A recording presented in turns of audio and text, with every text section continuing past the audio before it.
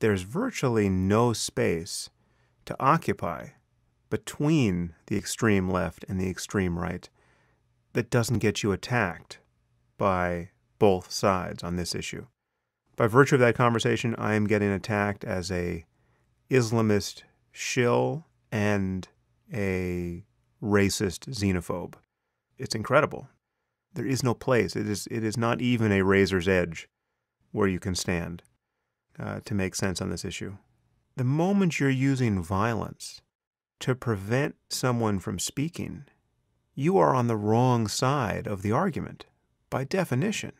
How is that not obvious on the left at this moment? I mean, you're going to, burn down your own university to prevent someone from expressing views that you could otherwise just criticize?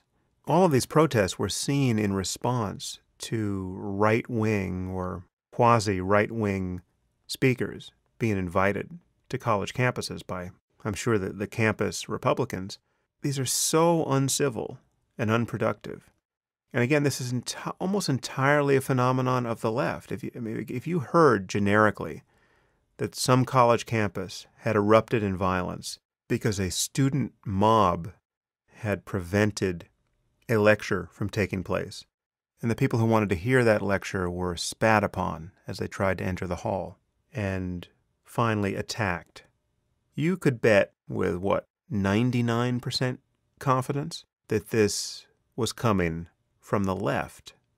Now, in the age of Trump, when you really want to be able to say things against creeping right-wing authoritarianism, having an authoritarian anti-free speech movement subsume the left is a disaster politically.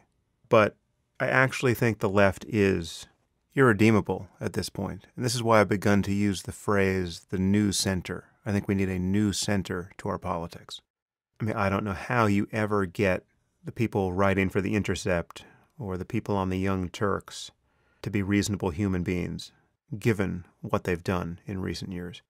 And so that's the left, as it currently stands. Of course, it's no accident that the Women's March, which otherwise seemed like a great thing, was vitiated by its alliance with Linda Sarsour and these closeted and semi-closeted Islamists who have co-opted the women's movement and convinced millions of women, apparently, that the hijab is a sign of women's empowerment.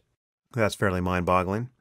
Just so there's no confusion on this point, I think you, dear listener, should be free to wear the hijab if you want to, but you should also recognize that most women the world over who are veiled to one or another degree are living that way, not out of choice, or certainly not out of what could be considered a free choice. They're living in the context of a community that will treat them like whores or worse if they don't veil themselves, right?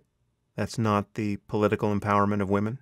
And someone like Linda Sarsour, again, one of the principal organizers of the Women's March, is a theocrat who lies about this, who attacks Ayaan Hirsi Ali.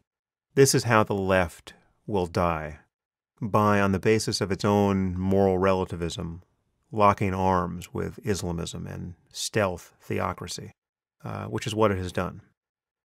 I mean, just as you know, if you travel too far right on the political spectrum, you will encounter the most repulsive, the most callous, the most authoritarian attitudes. I think you should know that if you travel too far left, you will encounter a kind of moral confusion and identity politics that is, in its actual application to the world, little better. And I don't see how that changes at this point. If you like the video, smash that like button. If you don't like it, leave a comment explaining why. If you have nothing to add, zero fucks given.